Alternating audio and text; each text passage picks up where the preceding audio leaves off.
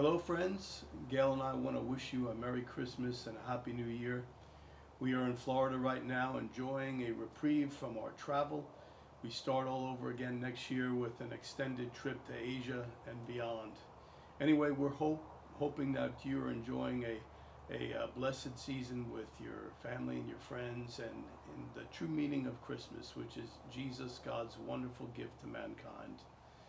You know, since we began Doulos Global Ministry earlier this year, a lot of people have asked us, what does the word doulos mean? Well, it's very significant to who we are and what we do in ministry. The word literally means a slave. It's often translated in the New Testament as servant or bondservant, which masks its true meaning. See, a servant is someone who's hired out by another to do a job. But a slave is someone who's owned by somebody else. And so that's the significance. We are owned, we are purchased, we are brought by Jesus Christ and brought into his family to do his will, to do his desire. And so we have forfeited all rights and desires of our own, ambitions of our own, to do what he's asked us to do.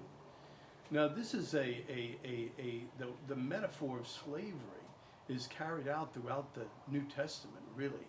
Jesus identified himself as a doulos, a slave, and told us to have the same attitude that he had.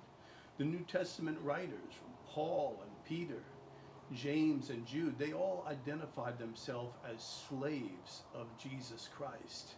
And so you see this metaphor carried out throughout the New Testament.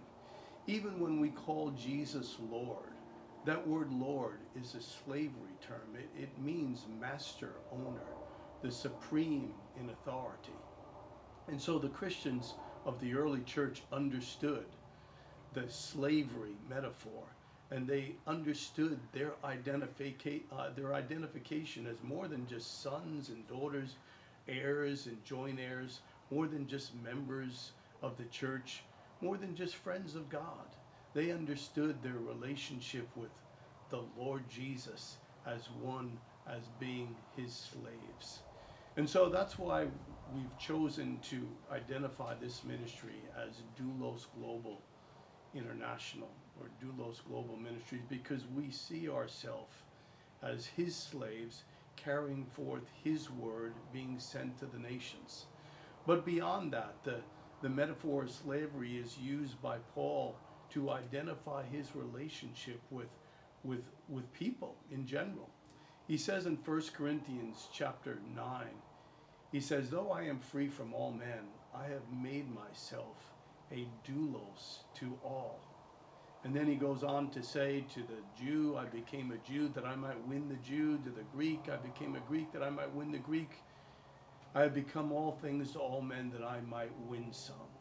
And so Paul understood that he was not only identified as a slave of Jesus Christ, one owned by the Lord and the Master, but he placed himself in a posture of serving people as a slave that he might win them to Christ.